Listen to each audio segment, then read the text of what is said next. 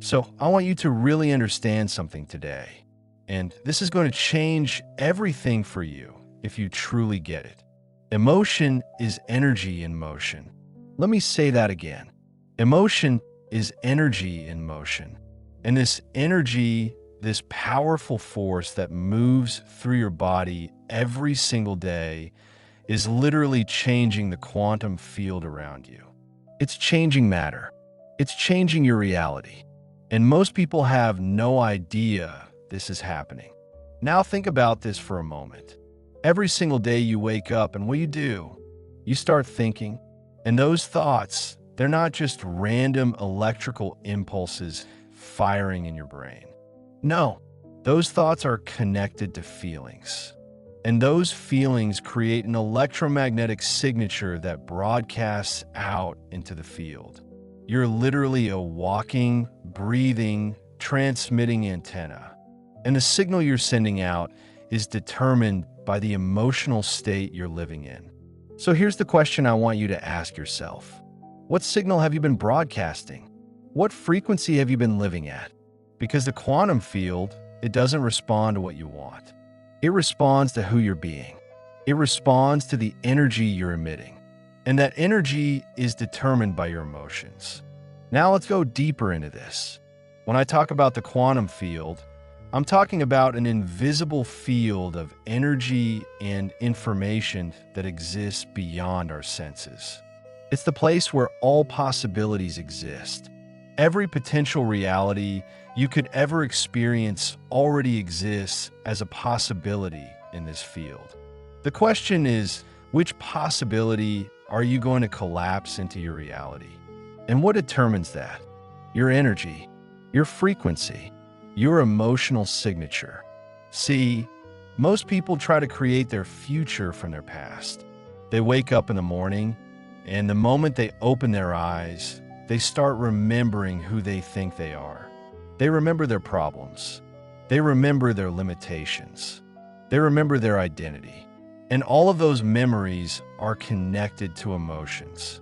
So before their feet even hit the floor, they're already feeling the same way they felt yesterday, and the day before, and the day before that. And here's what happens neurologically. When you feel the same emotions every day, you fire and wire the same neural networks. You literally hardwire your brain to the past. And when your brain is hardwired to the past, your biology stays the same. Your energy stays the same. And your life stays the same. Nothing changes because nothing changes. But here's where it gets really interesting. The moment you change your energy, the moment you change your emotional state, you start sending a different signal into the field. And when you change the signal, you start attracting different experiences, different opportunities, different people, different circumstances, because now you're a vibrational match to a different possibility. So let me ask you this.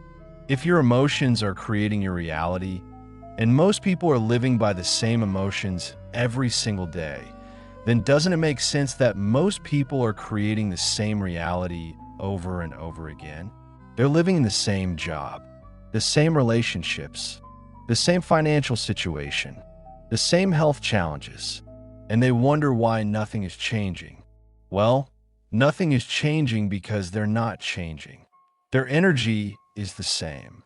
Their emotional signature is the same. And therefore, their personal reality remains the same. Now, I want you to understand something about emotions in the body. When you experience a strong emotional event in your life, that emotion gets stored in the body. It gets stored in the tissues, in the cells, in the very fabric of your being, and that emotion becomes part of your identity. It becomes part of who you think you are. So think about this. If you experienced trauma 20 years ago, and you've been unconsciously reliving that trauma every day through your thoughts and your feelings, then your body has been living in that past event for 20 years. Your body doesn't know the difference between an experience in your environment that's creating an emotion and an emotion that you're creating by thought alone. To your body, it's all the same. The chemistry is the same. The hormones are the same. The neurological response is the same. So if you're constantly revisiting the past through your emotions, your body believes it's still in that past experience. And here's what that means. Your body is literally aging at a faster rate because it's under constant stress. It's constantly releasing cortisol and adrenaline. It's constantly in survival mode. And when you're in survival mode, you can't create. You can't heal. You can't grow. All of your energy is being used to handle an emergency that isn't even happening. This is why meditation is so powerful. This is why the work we do is so transformative. Because when you learn to change your emotional state, you're not just changing how you feel. You're changing your biology. You're changing your brain chemistry. You're changing the expression of your genes. You're literally becoming a different person at the most fundamental level. Now let's talk about the heart, because this is where it all comes together. Your heart generates the largest electromagnetic field in your body. It's about 5,000 times more powerful than the brain. 5,000 times. And this field extends several feet outside of your body. It's communicating with the environment around you. It's communicating with other people. It's communicating with the quantum field. And here's what the research shows. When you cultivate elevated emotions like gratitude, love, appreciation, joy, compassion, your heart begins to beat in a very coherent rhythm. It's called heart coherence. And when your heart is coherent, it sends a very organized, very powerful signal into the field. This signal is magnetic. And when you combine that magnetic signal with a clear intention in your mind, which is electrical, you create an electromagnetic signature that has the power to pull in new reality toward you. See, most people have the thought, but not the feeling. Or they have the feeling, but not the thought. They're not in coherence. They're not aligned. They might have a vision for their future, but they don't feel it. They don't embody it. They don't believe it. And because they don't believe it, because they don't feel it, they're not broadcasting the right signal into the field. But when you can get your mind and your heart in sync, when you can think a thought and feel the emotion at the same time, now you're creating something powerful. Now you're broadcasting a coherent signal, and the field responds to coherence. The field responds to order. The field responds to clear, elevated emotional states. So here's what I want you to understand.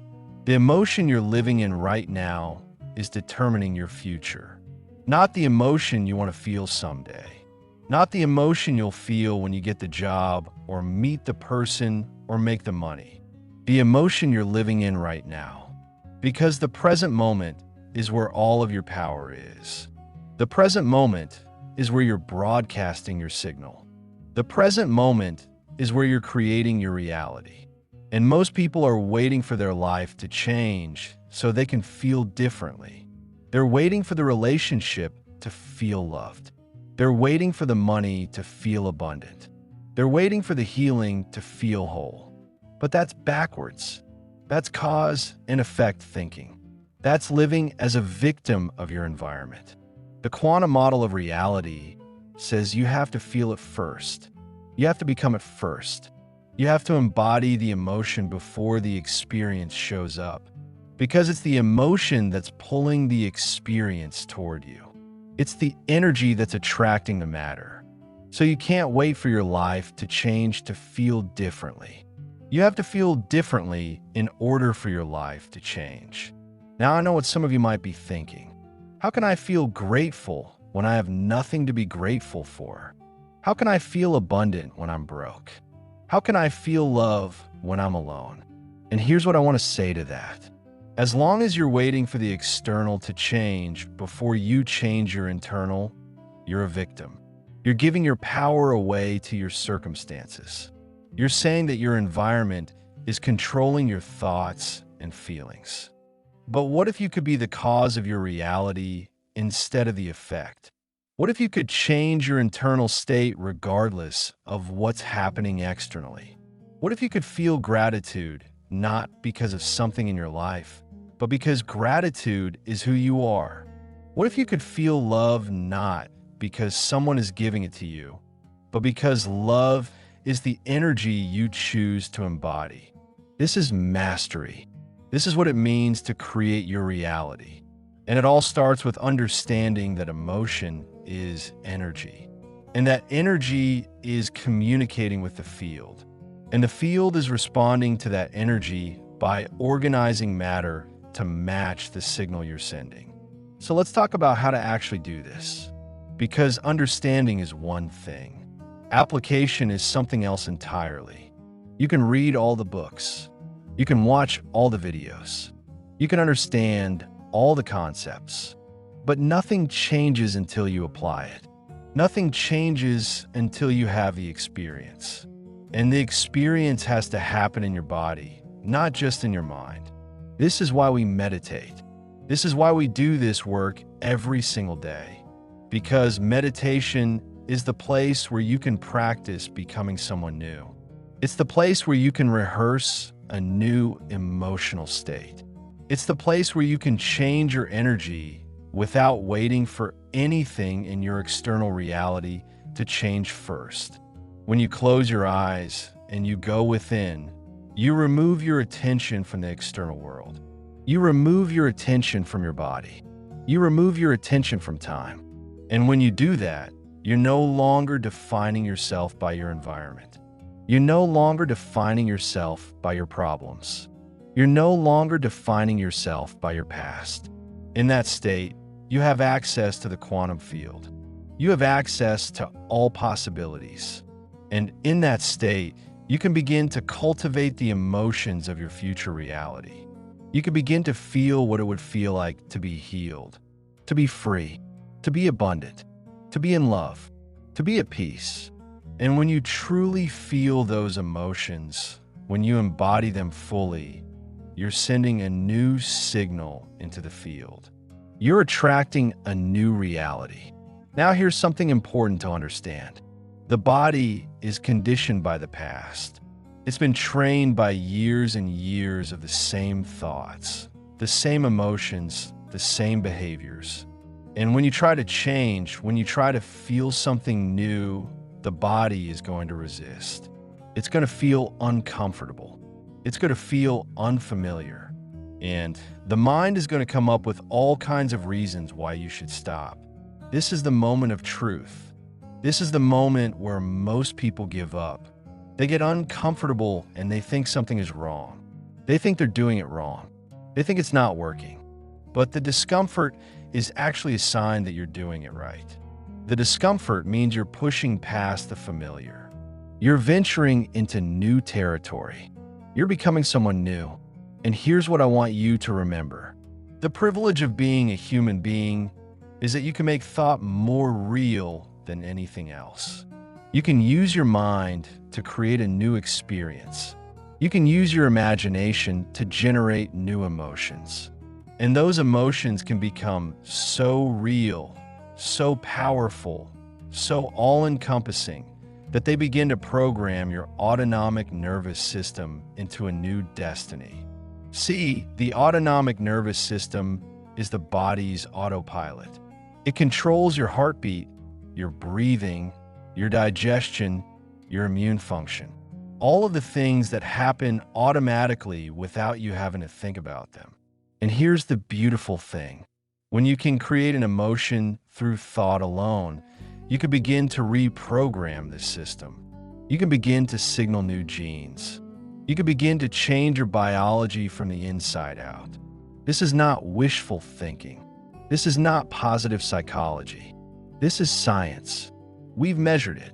We've studied it. We've documented it in thousands of people around the world. When people do this work consistently, their brain changes. Their heart changes. their gene expression changes, their immune function improves, tumors shrink, diseases reverse, and new opportunities show up in their lives that they never could have predicted or controlled. And it all starts with emotion. It all starts with changing your energy. Because when you change your energy, you change your life. It's really that simple, and it's really that profound.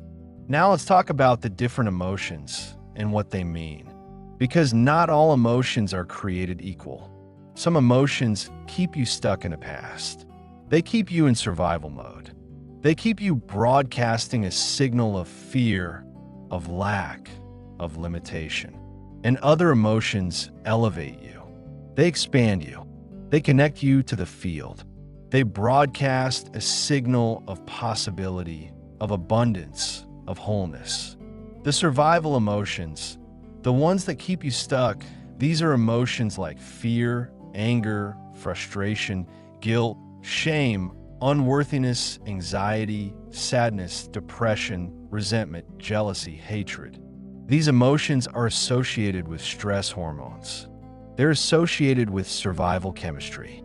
And when you're living in these emotions day after day, your body is in a constant state of emergency. When the body is in survival mode, all of its energy goes to handling the crisis. There's no energy left for growth. There's no energy left for healing. There's no energy left for creating. The immune system shuts down. The digestive system shuts down. The creative centers of the brain go offline. You're operating from the most primitive part of your brain, the part that's designed for fight or flight. And here's the problem. Most people are in this state most of the time, not because there's an actual emergency, but because their thoughts and feelings are creating the same chemistry as if there were. They're stressed about the future. They're anxious about what might happen. They're angry about the past. They're afraid of losing what they have. And all of that emotional energy is keeping them stuck. But the elevated emotions, the ones that connect you to the field, these are emotions like gratitude, love, joy, appreciation, compassion, freedom, awe, wonder, inspiration, creativity. These emotions are associated with growth and repair. They're associated with healing and regeneration. They're associated with coherence and connection. When you're living in these elevated emotions, your body moves out of survival and into creation. The immune system turns back on. The digestive system turns back on. The creative centers of the brain come online. You have access to higher levels of intelligence, creativity, and intuition. You can see possibilities that you couldn't see before. You can make connections that you couldn't make before. You become more than you were. And here's the key. You don't have to wait for something external to generate these emotions. You can generate them yourself. You can cultivate them through practice. You can choose them consciously. And the more you practice, the easier it becomes. The more you feel these emotions, the more familiar they become. And eventually, they become your new normal. They become who you are. So every day when you meditate, when you do this work, you're not just relaxing. You're not just calming your mind. You're training yourself to live in a new emotional state. You're training yourself to broadcast a new signal. You're training yourself to become a different person. And here's what's amazing. When you change your emotional state, when you move from survival to creation, you're not just changing your own life. You're changing the collective field. You're contributing to the elevation of human consciousness. You're adding more coherence, more love, more light to the world. Because we're all connected. We're all part of this field. We're all influencing each other with our energy. And when one person raises their frequency, it makes it easier for others to do the same. When one person demonstrates what's possible, it expands the realm of possibility for everyone. This is why the work you're doing matters. It's not just about you. It's about all of us. It's about the future of humanity. It's about what's possible when enough people wake up and realize that they're not victims of their circumstances, that they have the power to change their energy, that they have the power to change their reality, that they have the power to change the world. Now let's go even deeper into how this works at the quantum level, because I think this is really important for you to understand. In classical physics, in Newtonian physics, the universe is like a machine. Everything is predetermined. Cause leads to effect. If you know the current state of something, you can predict its future state. There's no room for free will. There's no room for consciousness. There's no room for possibility. But quantum physics tells us a completely different story. At the subatomic level, particles don't behave like little balls bouncing around. They behave like waves of possibility. They exist in multiple states simultaneously. They're in what's called superposition, and they don't collapse into a single state. They don't become matter until they're observed. Think about what that means. At the most fundamental level of reality, observation, consciousness is what determines what manifests. The observer affects the observed. The act of looking at something changes what you see. Consciousness isn't separate from matter. Consciousness creates matter. So when you focus your attention on something, you're collapsing possibility into reality. When you observe a possibility with intention and emotion, you're pulling it out of the quantum field and into your life. Your consciousness is the creative force that shapes your reality. Now here's where emotion comes in. In the quantum field, there's energy and there's information. Thought is the electrical charge that sends the signal into the field. It's the information. It carries the intention, the picture, the possibility you want to create. But emotion is the magnetic charge that draws the experience to you. It's the energy. It's what gives the signal power. When you have a thought without emotion, it's like sending a faint signal that dissipates quickly. But when you combine that thought with a strong emotion, you amplify the signal. You make it coherent. You make it powerful enough to actually reorganize matter. This is why just positive thinking doesn't work. This is why affirmations by themselves often don't work. Because they're missing the emotional component. They're missing the energy. But when you can feel the emotion of your future reality as if it's happening now, when you can embody that emotional state fully, you become a powerful creator. You're broadcasting a clear, coherent signal into the field. And the field has to respond. It's the law. Energy attracts like energy. Frequency attracts like frequency.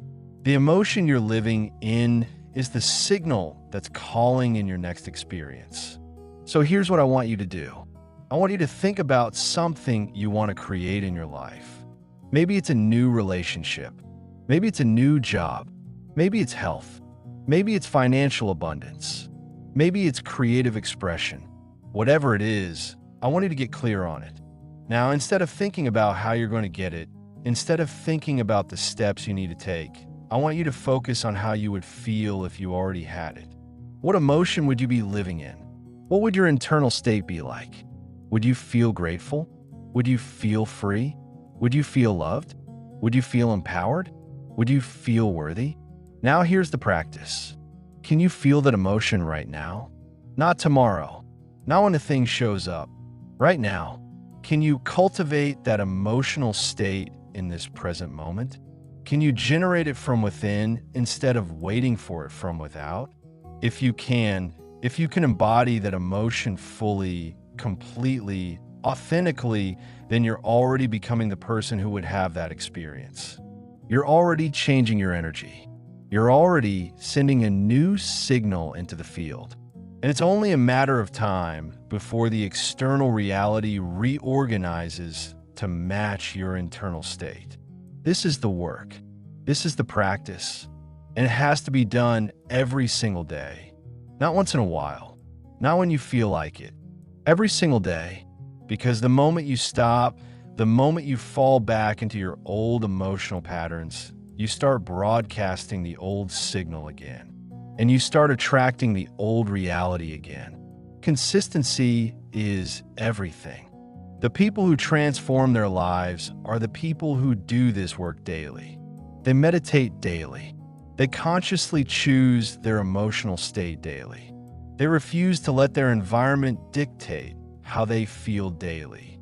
And over time, the compound effect of all those daily practices adds up to a completely new life. Now, I want to talk about something that trips a lot of people up, and that's the relationship between emotion and the body. Because as I mentioned earlier, the body becomes conditioned by the past. It becomes addicted to certain emotional states.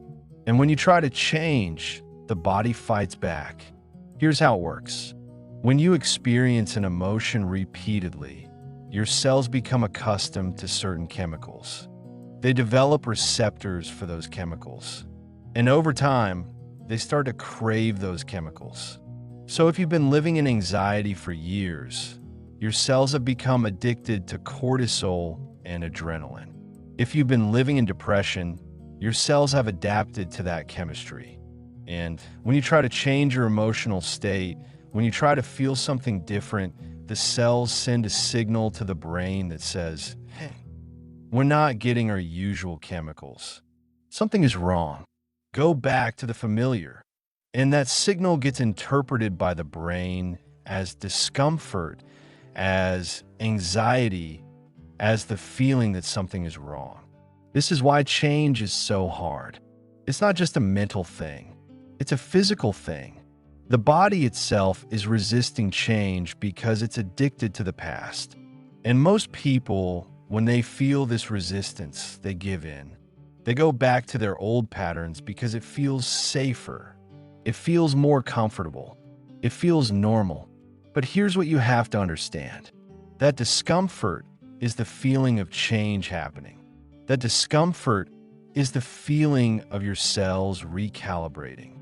That discomfort is the feeling of becoming someone new.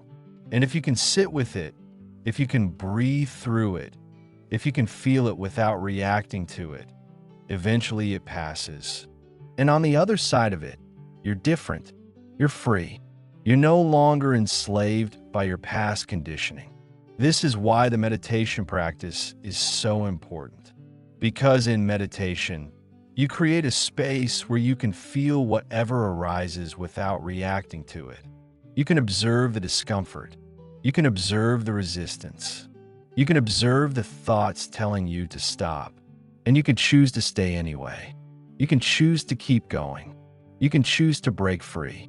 And every time you do that, every time you feel the discomfort and you don't react, you're sending a message to your body. You're saying, I'm no longer going to be controlled by you. I'm no longer going to be a slave to these chemical addictions. I'm taking my power back. I'm choosing a new state of being. And the body eventually gets the message. The cells eventually adapt to the new chemistry. The receptors change. The cravings diminish. And the new emotional state becomes your new normal. But you have to go through the discomfort to get there. There's no way around it. The only way out is through. Now let's talk about the importance of the present moment. Because this is where all of your creative power exists. The past is gone. It's a memory. The future hasn't happened yet. It's an imagination. The only place where anything real is happening is right here, right now, in this present moment. And here's what most people don't realize.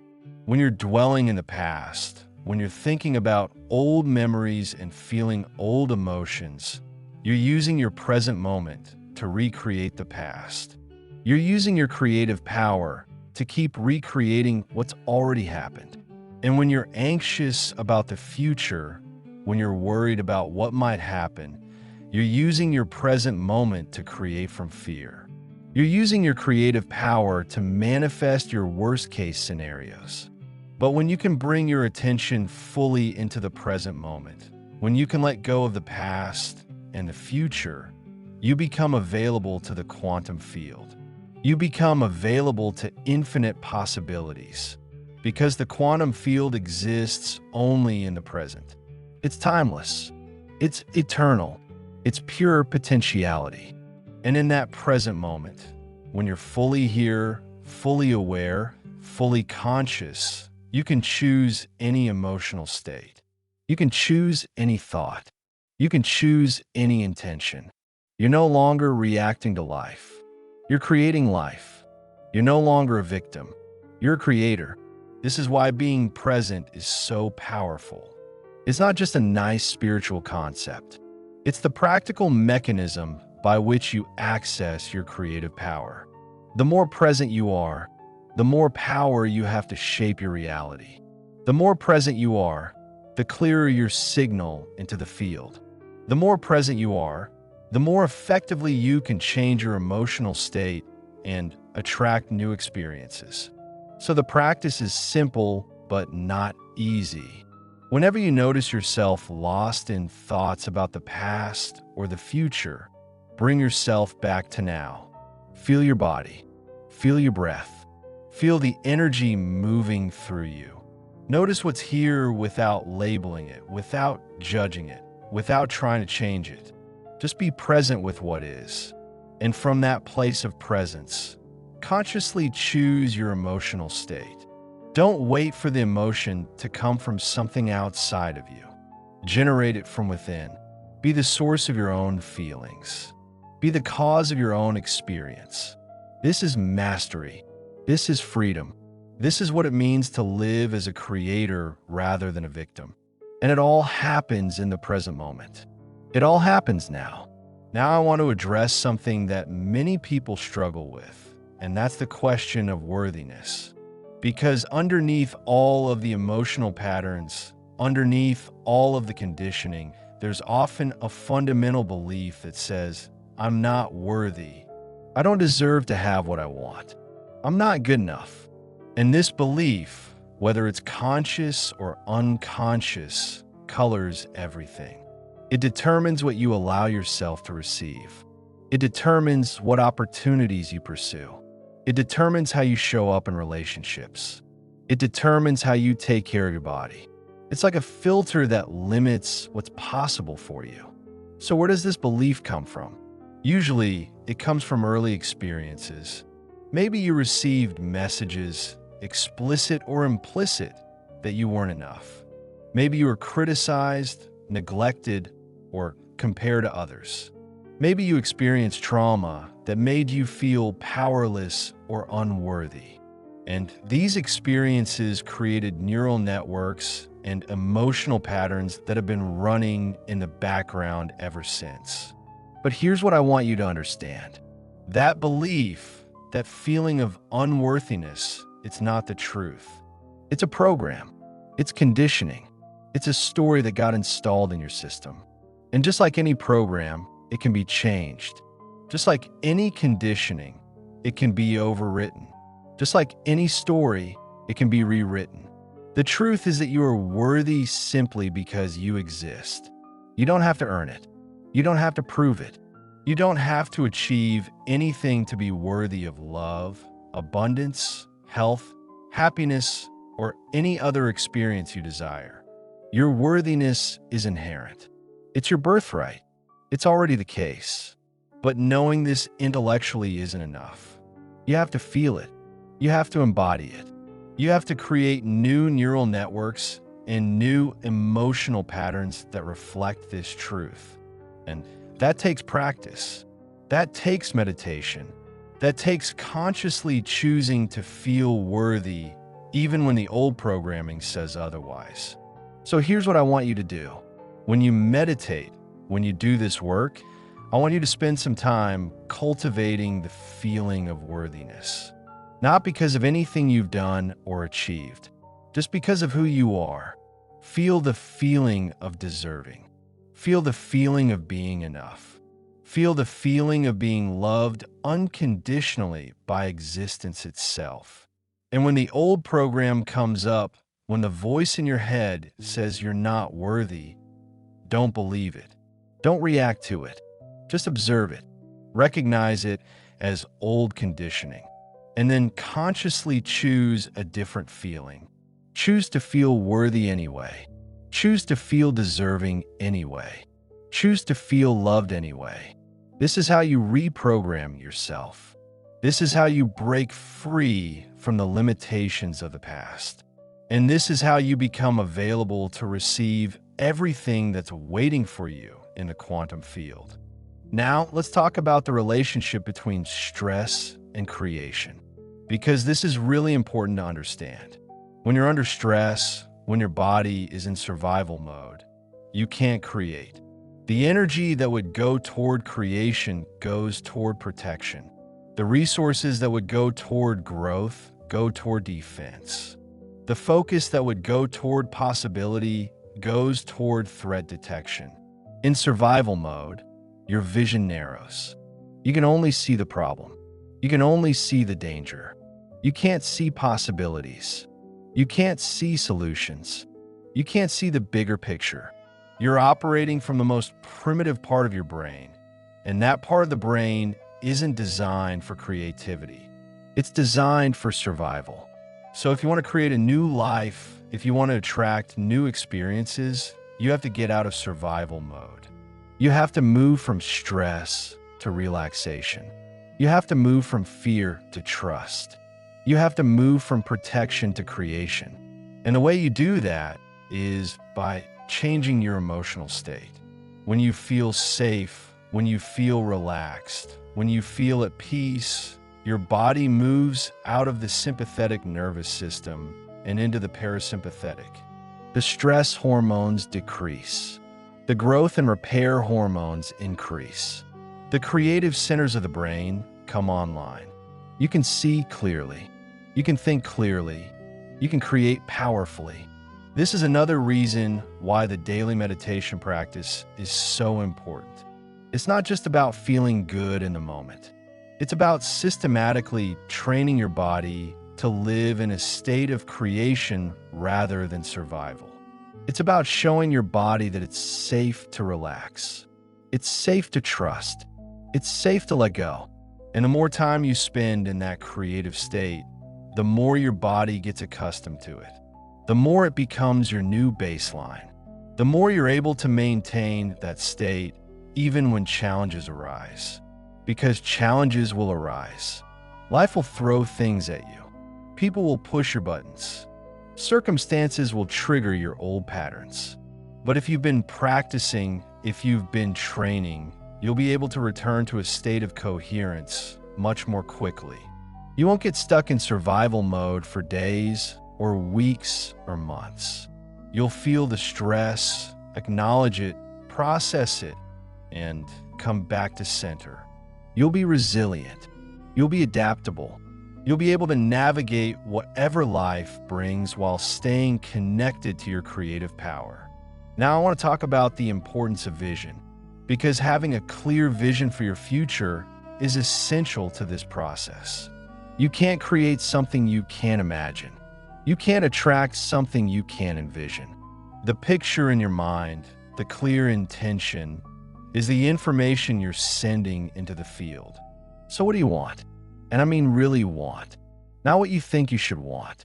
Not what others expect you to want. Not what seems realistic or practical. What does your heart truly desire? What would make you come alive? What future would fill you with excitement and joy just thinking about it? This is your vision, and it needs to be clear. It needs to be vivid. It needs to be compelling, because the clearer your vision, the clearer the signal you're sending into the field. The more vivid your vision, the more powerfully it programs your subconscious mind. The more compelling your vision, the more motivated you'll be to do the work required to bring it into reality. Now here's something important. Your vision has to be bigger than your memory. It has to be more powerful than your past. Because if your vision is weak and your past is strong, You'll keep recreating your past. But if your vision is strong and emotionally charged, it can pull you toward a new future that's greater than anything you've experienced before. So spend time with your vision. Meditate on it. Feel it. Embody it. Don't just think about what you want. Feel what it would feel like to have it. See the images. Hear the sounds. Feel the feelings. Make it real in your inner world. Because what becomes real inside will eventually become real outside. And here's a key principle. Your vision should not just be about getting things. It should be about who you're becoming. Because ultimately, the material things aren't what make you happy. What makes you happy is who you become in the process of creating them. So include in your vision the qualities you want to embody, the kind of person you want to be, the way you want to feel, the impact you want to have. When you focus on becoming rather than just getting, you align yourself with the highest possibility. You attract not just things, but experiences. You attract not just circumstances, but growth. You attract not just what you want, but what you need to become the fullest expression of yourself. Now let's talk about letting go, because this is often the hardest part of the process. You have your vision. You've cultivated the emotion. You've sent the signal into the field, and then you have to let go. You have to release your attachment to how and when your vision will manifest. You have to trust the process. You have to surrender to something greater than yourself. This is where many people struggle. They do the meditation. They feel the emotions, but then they can't let go. They keep checking to see if it's happening. They keep wondering when it will show up. They keep trying to control the outcome. And all of that doubt, all of that impatience, all of that need to control is a signal that contradicts their intention. It's saying, I don't really believe this is going to happen. But when you truly believe, when you truly trust, you let go. You relax. You stop needing to know when and how. You become at peace with the unknown. You trust that the intelligence of the universe, the organizing power of the field, will orchestrate events in ways you could never predict or control. And here's the paradox. The more you let go, the faster things manifest. The more you surrender, the more powerfully you create. Because letting go is itself an emotional state. It's a feeling of trust, of faith, of peace. And that feeling is a powerful signal. It's saying, I know it's done. I know it's coming. I don't need to worry about it. So how do you let go? You practice. You meditate. You cultivate trust. And when you notice yourself trying to control, you catch yourself. You take a breath. You remind yourself that you've done your part. You've set the intention. You've cultivated the emotion. Now it's time to get out of the way and let the field do its work. I want to tell you something important. The field knows how to organize reality in ways that your conscious mind cannot comprehend. There are possibilities available to you that you can't even imagine. There are pathways to your vision that are completely invisible to you right now. But they're there. And when you let go, when you get out of the way, the field can bring them to you. So stop trying to figure it out. Stop trying to control every step. Do your work and then trust. Surrender. Let go. And watch as synchronicities begin to unfold. Watch as opportunities appear out of nowhere. Watch as the right people show up at the right time. Watch as your vision starts to manifest in ways that surprise and delight you. This is co-creation. This is partnership with the universe. This is what becomes possible when you align your energy with your intention and then step back and allow. Now let's go back to emotion, because I really want you to understand how fundamental this is. Everything I've been talking about, the quantum field, the brain, the heart, vision, letting go, all of it centers on emotion. Emotion is the key. Emotion is the currency of the quantum field. Emotion is what turns possibility into reality. So what emotions are you practicing? What emotions are you living in? What emotions have you become addicted to? These are the most important questions you can ask yourself, because the answers will tell you exactly why your life looks the way it does right now. If you've been living in fear, you've been creating a reality that reflects fear. If you've been living in scarcity, you've been creating a reality that reflects scarcity. If you've been living in unworthiness, you've been creating a reality that reflects unworthiness. It's not punishment. It's just physics. It's just how energy works. But the beautiful news is that you can change. Starting right now, starting today, you can make a decision that you're no longer going to live in those old emotions. You can make a decision that you're going to cultivate new emotions.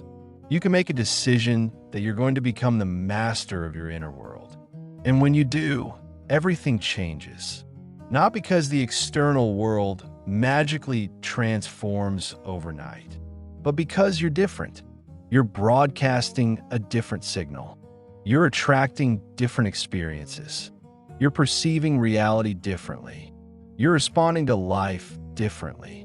And over time, the external world has no choice but to reorganize to match who you've become. This is the work. This is the practice. This is the journey. And it's the most important thing you will ever do.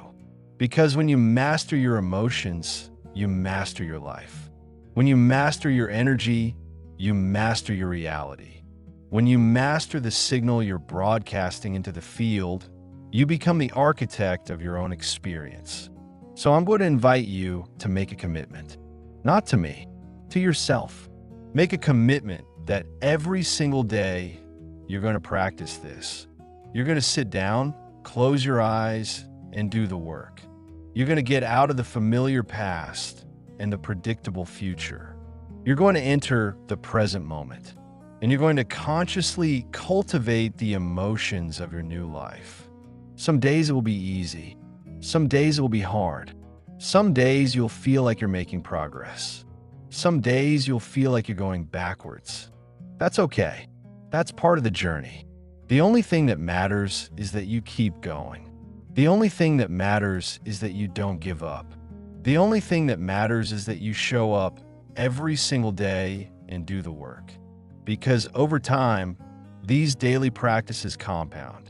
The neural networks strengthen. The emotional patterns become more familiar. The new state of being becomes your default. And one day, you'll wake up and realize that you're living the life you once only imagined. You'll realize that the vision you held in your mind has become your reality. You'll realize that you actually did it.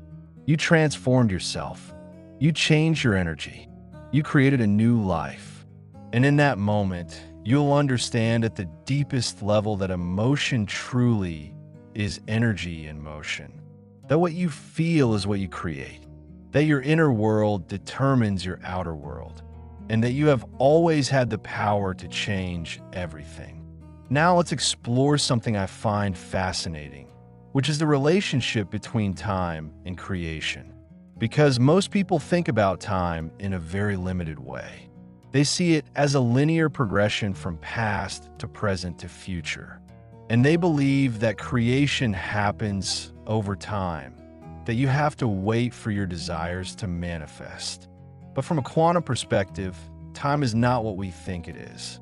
All possibilities exist simultaneously in the field. Your desired future already exists as a potential reality right now. It's not somewhere off in the future waiting for you to get to it. It's here, now, in the quantum field, waiting to be collapsed into your experience. So when you meditate, when you cultivate the emotions of your future reality, you're not creating something that doesn't exist yet. You're connecting to something that already exists. You're tuning your energy to the frequency of a possibility that's already there.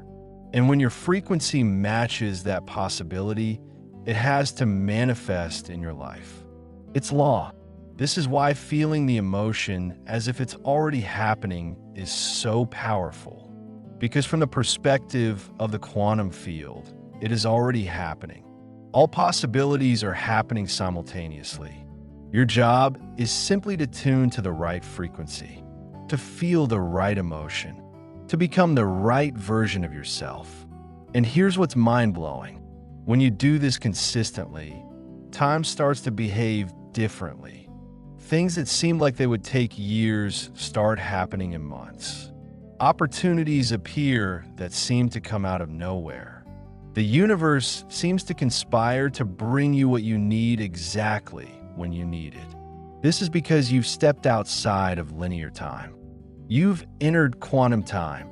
You've aligned yourself with a reality where time serves you rather than limits you. So stop waiting. Stop thinking you have to put in your time before you can have what you want. Start feeling now. Start believing now. Start becoming now.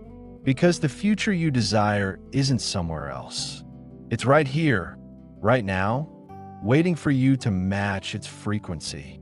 Let's talk about the role of the unknown in this process. Because if you want to create something new, you have to be willing to step into the unknown. You can't create a new life while staying in your comfort zone. You can't attract new experiences while clinging to the familiar. You have to be willing to let go of the old and venture into uncharted territory. Now, the unknown is scary for most people. It's uncertain. It's unfamiliar. It feels dangerous. And the brain, which is wired for survival, does everything it can to keep you away from it. It generates fear. It generates anxiety. It generates all kinds of thoughts about what could go wrong. But here's what I want you to understand. The unknown is where all possibilities live. The unknown is where your new life exists. The unknown is not something to be feared. It's something to be embraced. Because the moment you step into the unknown, you step out of the past. You step out of limitation. You step into pure potential. So when you feel that fear, that resistance, that discomfort, recognize it for what it is. It's not a sign that something is wrong. It's a sign that you're growing. It's a sign that you're leaving the familiar. It's a sign that you're on the edge of a breakthrough. And in that moment, instead of retreating back to the familiar, lean in. Feel the fear and keep going anyway. Trust that the unknown is not dangerous. Trust that your vision is pulling you forward. Trust that the field is supporting you. And watch as the unknown transforms from a terrifying abyss into an exciting adventure. The greatest creators, the greatest innovators, the greatest transformers throughout history have all had one thing in common. They were willing to step into the unknown. They were willing to leave behind what they knew. They were willing to risk everything for a vision that no one else could see. And that willingness, that courage, is what allowed them to bring something new into existence. You have that same power. You have that same potential. The only question is, are you willing to step into the unknown? Are you willing to let go of who you've been to become who you're meant to be? Are you willing to feel the fear and keep going anyway? I hope your answer is yes, because on the other side of that fear is everything you've ever wanted. On the other side of the unknown is the life you've been dreaming about. On the other side of your comfort zone is the fullest expression of who you really are. Now, I want to talk about relationships and how this work affects the way you connect with others. Because as you change your energy, your relationships are going to change too. Some people who are in your life might fall away. New people who match your new frequency will appear. And the relationships that remain will transform. This can be challenging, especially when the people falling away are people you love. Family members who don't understand what you're doing. Friends who think you've changed. Partners who feel threatened by your growth. It can be painful. It can feel like loss. But here's what I want you to remember. You can't hold yourself back to make others comfortable. You can't stay small to fit into relationships that no longer serve you. You can't sacrifice your growth for people who aren't growing with you. Your job is to become the highest version of yourself. And anyone who truly loves you will celebrate that, not resist it. And here's the beautiful thing. When you raise your frequency, you give others permission to do the same. Your transformation becomes an invitation for their transformation. You become a living example of what's possible. And some people will be inspired by that. They'll want to grow with you. They'll want to learn from you. They'll want to join you on this journey. These are your people. These are the relationships that will nourish you as you continue to evolve.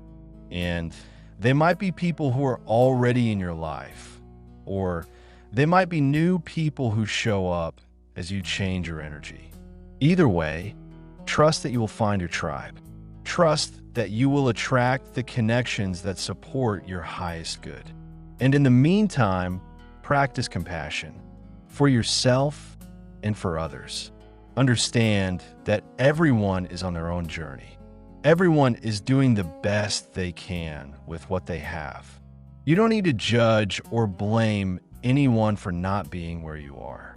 Just focus on your own growth. Just keep doing your work and let the relationships sort themselves out naturally. Now, let's explore the idea of healing through emotional transformation. Because so many people are dealing with physical ailments, chronic conditions, mysterious symptoms that don't seem to respond to conventional treatment. And what I've seen time and time again is that when people do this work, when they truly change their emotional state, remarkable healing occurs. Why? Because disease is often the body's response to prolonged emotional stress. When you're living in survival emotions year after year, your body breaks down. The immune system becomes compromised. Inflammation increases. Cells stop regenerating properly. And eventually, symptoms appear. Disease appears. But here's the good news. Just as negative emotions can create disease, positive emotions can create health. When you start living in elevated emotions, your body moves out of survival and into repair mode. The immune system strengthens. Inflammation decreases. Cells begin regenerating properly. And healing happens. I've seen tumors shrink. I've seen autoimmune conditions reverse. I've seen chronic pain disappear. I've seen people heal from conditions that their doctors said were incurable. And it all happened because they changed their emotional state. They stopped living in fear and started living in love. They stopped living in resentment and started living in gratitude. They stopped living in the past and started creating a new future. Now, I'm not saying that emotional work replaces medical care. If you have a serious condition, please work with qualified healthcare professionals. But I am saying that emotional transformation is a powerful complement to any treatment. And I am saying that the body has an incredible capacity to heal itself when given the right conditions. And one of the most important conditions is an elevated emotional state. So if you're dealing with health challenges, please take this work seriously. Meditate every day. Cultivate elevated emotions. Get your body out of survival mode. Give it the internal environment it needs to heal. And trust that your body knows how to heal itself. It's been healing itself your whole life. Cuts close.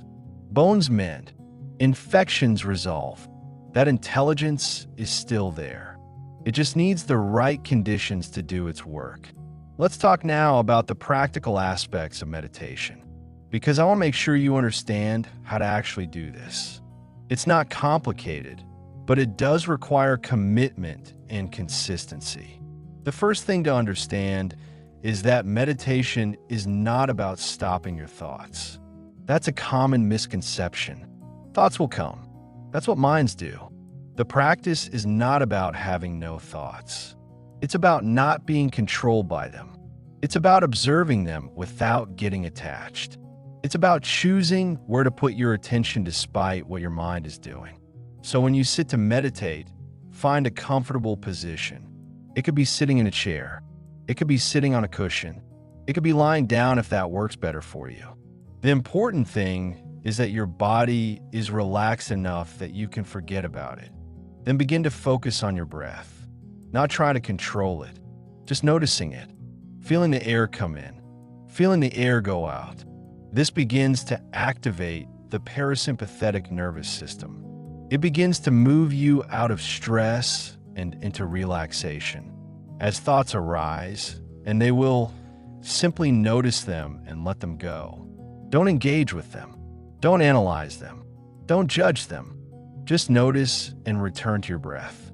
This is the practice of presence. This is how you train yourself to stay in the now. Once you've settled into a relaxed, present state, you can begin the creative work. This is where you visualize your future. This is where you cultivate elevated emotions. This is where you rehearse being the person you want to become. See the images of your new life. Make them vivid. Make them detailed. And most importantly, feel the emotions of that new life. Feel the gratitude. Feel the joy. Feel the freedom. Feel the love. Let those emotions fill your entire body. Let them become more real than anything in your external environment. Stay in that state for as long as you can. Some people start with 15 or 20 minutes. As you practice, you'll be able to stay there longer. And the longer you stay, the more powerfully you're programming your subconscious mind. The more powerfully you're changing your brain and body. The more powerfully you're broadcasting your new signal into the field. When you're ready to come out of meditation, do so slowly. Feel your body. Feel the chair or the floor beneath you. Wiggle your fingers and toes. Take a few deep breaths, and then open your eyes. Now here's something important. How you feel when you come out of meditation is how you should try to feel throughout your day. The goal is not just to have this experience in meditation. The goal is to carry this emotional state with you into your life. So as you go about your day, check in with yourself. How do you feel? Are you back in stress and survival? Or are you maintaining that elevated state? When you notice that you've fallen out of coherence, don't beat yourself up. Just notice it and consciously choose to return to the elevated state. Take a breath. Feel gratitude. Remember your vision. Reconnect with the feeling of your future. This is how you train yourself to live in a new emotional state. Not just in meditation, but in life. I want to share something about the community aspect of this work. Because while meditation is ultimately an individual practice, there's tremendous power in doing it with others. When a group of people come together with a common intention, when they meditate together, when they cultivate elevated emotions together, something extraordinary happens. The collective coherence amplifies the individual coherence. The group field becomes more powerful than any single person's field, and the effects ripple out into the broader environment. Research has shown that when groups meditate for peace in conflict zones, violence actually decreases. This is the power of collective intention. This is the power of shared emotional states.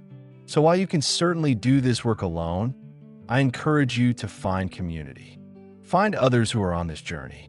Join group meditations. Attend events. Connect with like-minded people. Because when you're surrounded by others who are doing this work, it's easier to maintain your own practice. It's easier to stay committed. It's easier to grow. And you'll also have people who understand what you're going through. Because let's face it, this path can be lonely sometimes.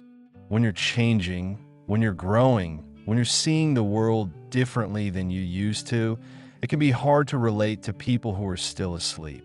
Having a community of awakened individuals who get it, who support you, who celebrate your growth is invaluable.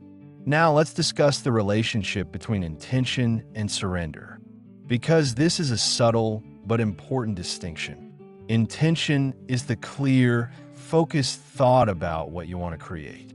It's the electrical signal you're sending into the field. And it's essential. You have to know what you want. You have to be clear about your vision. But surrender is equally important. Surrender is the release of how and when. It's the trust that the universe knows best. It's the willingness to receive whatever comes, even if it's different from what you expected. It's a magnetic signal of openness and receptivity. Some people are great at intention, but terrible at surrender. They hold their vision tightly. They try to control every detail. They get frustrated when things don't happen on their timeline. And that frustration, that need to control, actually blocks the manifestation. Other people are great at surrender, but weak on intention. They're open and receptive, but they don't have a clear vision. They're willing to go with the flow, but they're not directing the flow anywhere in particular. And so they drift, never really creating the life they want. The mastery is in balancing both, having a clear, powerful intention while simultaneously surrendering the details. Holding your vision firmly while being completely open to how it unfolds. Knowing what you want while trusting that the universe might have something even better in mind. This balance is an art. It takes practice, but as you develop it, you become an incredibly effective creator. You're focused but not attached. You're directed but not rigid. You're intentional but also surrendered. And in that state, creation flows effortlessly through you. Let's return to the theme of emotion one more time, because I really cannot emphasize this enough. Emotion is the language of the subconscious mind. Emotion is the energy that creates reality. Emotion is the bridge between the inner world and the outer world. Every great teacher, every wisdom tradition, every transformative system has understood this in some way. Prayer is essentially cultivating the emotion of connection to the divine. Visualization is essentially creating images that generate emotions. Affirmations are essentially words designed to shift emotional states. They all point to the same truth. Your emotional state is what creates your reality. So become a student of your own emotions. Pay attention to how you feel throughout the day. Notice what triggers certain emotions. Notice what emotions you return to again and again. Notice which emotions feel familiar and which feel foreign. And then deliberately, intentionally start practicing new emotions. Start expanding your emotional range. Start becoming fluent in the elevated emotions. Because the more comfortable you become with these states, the more time you'll spend in them. And the more time you spend in them, the more powerfully you'll create the life you want. Gratitude is a great place to start. It's accessible, it's simple, and it's incredibly powerful. When you feel genuine gratitude, you're sending a signal to the field that says, I already have received. And that signal attracts more things to be grateful for. It's a positive feedback loop. So practice gratitude. Not just thinking grateful thoughts, but feeling grateful. Feel in your body. Feel in your heart. Feel it so strongly that it brings tears to your eyes. That level of emotional intensity is what creates real change. That level of feeling is what reorganizes your brain and body. That level of energy is what broadcasts powerfully into the field. And don't limit yourself to gratitude for things you already have. Feel gratitude for things that haven't happened yet. Feel gratitude for your future as if it's already here. This might seem strange at first. How can you be grateful for something that hasn't happened? But remember, From the quantum perspective, all possibilities exist simultaneously. Your future already exists. You're just tuning to it, so you can feel grateful for it now. This is advanced practice. But when you can truly feel grateful for your future self, grateful for your future life, grateful for experiences that haven't manifested yet, you become an incredibly powerful creator. You're sending an unmistakable signal into the field, a signal that says, it's already done. I'm already there. I'm already that person. And the field has to respond by reorganizing matter to match that signal. Now I want to talk about the importance of consistency over intensity. A lot of people approach this work with great enthusiasm initially. They meditate for 2 hours. They do all the practices. They're completely committed. And then a week later, they've given up completely. The enthusiasm has faded. Life has gotten busy. The old patterns have reasserted themselves. This doesn't work. Sporadic, intense effort doesn't create lasting change. What creates lasting change is consistent, moderate effort over time. It's the compound effect. It's the slow accumulation of daily practice that eventually creates a tipping point. So don't try to do everything at once. Don't try to transform yourself overnight. Instead, commit to a modest daily practice that you can actually maintain. Maybe it's 20 minutes of meditation in the morning. Maybe it's 10 minutes at night. Whatever it is, make it sustainable. Make it non-negotiable. Make it part of your identity. And then do it every single day. No matter what. No matter how you feel. No matter how busy you are. No matter what excuses your mind comes up with. Show up every day and do the practice. That consistency is what creates transformation. Think of it like compound interest. If you invest a little bit every day, over time it adds up to a fortune. But if you invest sporadically, even large amounts, you don't get the same compound effect. The same is true with this work. Small daily investments in your emotional state compound over time into a completely transformed life. So be patient, be consistent, trust the process, and know that every meditation, every moment of cultivating elevated emotions is depositing something into an account that will pay dividends for the rest of your life. Let me share something about identity, because ultimately, this work is about changing who you are. Not just changing what you think or feel, but changing your fundamental sense of self. The identity you've been carrying around, the story you've been telling about who you are, that's what's been creating your reality. And if you want to change your reality, you have to change your identity. Most people's identities are constructed from a past. They're made up of memories, experiences, traumas, successes, failures, things people have said about them, things they've done. And these elements get woven into a story. I'm the kind of person who, I never, that's just how I am. But here's the truth. That identity is not who you really are. It's just a collection of thoughts and memories. It's just a story, and stories can be changed. Identities can be reconstructed. You're not limited to who you've been. So in meditation, you have the opportunity to let go of your old identity, to forget the person you've been, to release the story. And in that empty space, in that absence of the familiar self, you can begin to become someone new. You can start to embody a new identity, one that's aligned with your vision, one that's aligned with your highest potential, one that's aligned with who you really want to be. This is deep work. It can feel like a kind of death, the death of the old self, and that can be scary. But on the other side of that death is a resurrection, a birth, the emergence of a new self, a self that's free from the limitations of the past, a self that can create anything. So don't be afraid to let go of who you've been. Don't cling to your old identity just because it's familiar. Be willing to die to the past so you can be born into the future. Be willing to release the old story so you can write a new one. This is the ultimate transformation. This is what all of this work is building toward.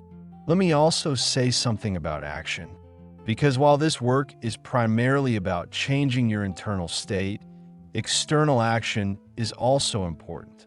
The inner work and the outer work go hand in hand. You change your energy and then you act from that new state. You cultivate elevated emotions and then you make choices aligned with those emotions. Some people use this work as an excuse to avoid action. They think, I'll just meditate and visualize and everything will magically appear. But that's not how it works. Yes, the inner work is essential. Yes, changing your energy attracts new opportunities. But you still have to take action. You still have to walk through the doors that open. You still have to say yes to the invitations that appear. The difference is when you do the inner work first, the action becomes effortless. You're not forcing. You're not struggling. You're not trying to make things happen through sheer willpower. Instead, you're flowing. You're responding to opportunities that appear naturally. You're taking action that feels aligned and inspired. So don't neglect action, but make sure you're acting from an elevated state. Make sure you're acting from inspiration rather than desperation. Make sure you're acting from love rather than fear. When you combine inner transformation with aligned action, that's when miracles happen. Now, let's explore the concept of feedback from the field. Because as you do this work, the universe is going to start giving you feedback. Signs, synchronicities, coincidences, unexpected opportunities. These are all the field's way of saying, yes, you're on the right track. Keep going. Pay attention to these signs. Notice when something shows up that seems to confirm your intention. Notice when you think of someone and they call. Notice when you need information and it appears. Notice when obstacles mysteriously clear. These are not accidents. These are feedback loops from the quantum field. And when you notice these signs, acknowledge them. Celebrate them. Feel gratitude for them. This does two things. First, it amplifies your positive emotional state, which strengthens your signal into the field. Second, it trains you to look for evidence of your creation, which keeps you focused on the positive rather than the negative. The opposite is also true. If you're constantly looking for evidence that nothing is working, you'll find that too. Your perception is selective. It finds what you're looking for. So choose to look for evidence of your manifestation. Choose to notice the signs. Choose to celebrate the synchronicities. And watch as they multiply. But also be patient. Sometimes the feedback is subtle. Sometimes the field is working behind the scenes in ways you can't perceive. Sometimes the biggest breakthroughs are preceded by periods of apparent silence. Trust the process. Keep doing the work. And know that even when you can't see it, things are happening. I want to address doubt, because doubt is one of the biggest obstacles to this work. That voice in your head that says, this is nonsense. This won't work. Who are you kidding? That voice has probably been speaking throughout this entire discussion, and it will continue to speak as you practice. So what do you do with doubt? First, recognize that doubt is normal. It's part of the process. Your mind has been conditioned by a materialist worldview that says consciousness doesn't affect reality, that you can't change your life by changing your emotions, that all of this is wishful thinking. Of course, there's going to be doubt, but doubt is just a thought. It's just a pattern in your brain, and you don't have to believe every thought you have. You can notice the doubt, acknowledge it, and choose to focus on something else. You can say, thank you, doubt. I see you there, but I'm going to continue anyway. And here's the thing, doubt diminishes with results. As you start to see changes in your life, As you start to experience the power of this work, the doubt naturally decreases. Your evidence base grows. Your faith becomes grounded in experience. So the best way to overcome doubt is simply to do the work and let the results speak for themselves. In the meantime, don't let doubt stop you. Don't let that voice in your head talk you out of your transformation. Recognize doubt for what it is, a conditioned response, and keep moving forward anyway. Every master has had to walk through their own doubt. It's part of the journey. It's part of the initiation, and it makes the eventual breakthrough all the more sweet.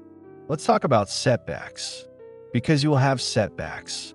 You'll have days when you can't meditate, days when you fall into old emotional patterns, days when everything seems to go wrong, days when you wonder why you even started this journey. These setbacks are not failures. They're opportunities. They're showing you where you still have work to do. They're revealing the unconscious patterns that need to be addressed. They're strengthening your commitment by testing your resolve. When you have a setback, don't beat yourself up. Don't decide that this means you can't do it. Don't let one bad day turn into a week, a month, a year of giving up. Instead, notice what happened, learn from it, and recommit to your practice. Every master has fallen down. Every successful person has experienced failure. The difference is they got back up. They learned the lesson. They kept going, and you can do the same. So when you fall, get back up. When you lose your way, find it again. When you doubt yourself, remember why you started. This journey is not a straight line. It's a spiral. Sometimes you circle back to old territory, but each time you do, you're at a higher level of the spiral. You're seeing it from a new perspective. You're navigating it with more skill. Progress is not linear, but it is cumulative. Every experience, even the setbacks, is contributing to your growth. Trust that and keep going. Now I want to bring this full circle. Back to where we started. Emotion is energy in motion that changes the quantum field. This simple statement contains everything. It tells you that your emotions are not just personal experiences. They're energetic broadcasts. They're signals that communicate with a field of infinite possibility. They're the creative force that shapes your reality. It tells you that you have power, not power over others, not power over circumstances, but power over your own energy, power to choose your emotional state, power to change the signal you're broadcasting, power to create a different life. And it tells you what to do. Change your emotion, change your energy, do it consistently, do it consciously, do it with intention and surrender. And watch as the quantum field reorganizes to match who you've become. This is the work. This is the practice. This is the path. And it's available to you right now. Not someday. Not when conditions are right. Right now. In this moment. You can begin. You can change. You can create. The only question is, will you? Will you commit to this journey? Will you do the work every single day? Will you become a master of your own emotional state? Will you step into your power as a creator? I believe you will. I believe that's why you're here. I believe that's why this message has found you. Because somewhere inside you, there's a knowing that there's more to life than what you've experienced. A knowing that you're capable of extraordinary things. A knowing that the life you dream of is possible. That knowing is true. Trust it. Follow it. Let it guide you into the unknown. Let it inspire you to do the work. Let it carry you through the doubt and the setbacks and the challenges. Because on the other side of all of that is a life beyond your wildest dreams. A life where you're fully aligned with your highest potential. A life where you're creating consciously. A life where your emotions are serving you instead of enslaving you. That life is possible for you, starting now. So take a breath. Feel your heart. Connect to that knowing inside you and say yes. Yes to the journey. Yes to the transformation. Yes to becoming who you really are. Because emotion is energy in motion, and you have the power to move that energy in any direction you choose.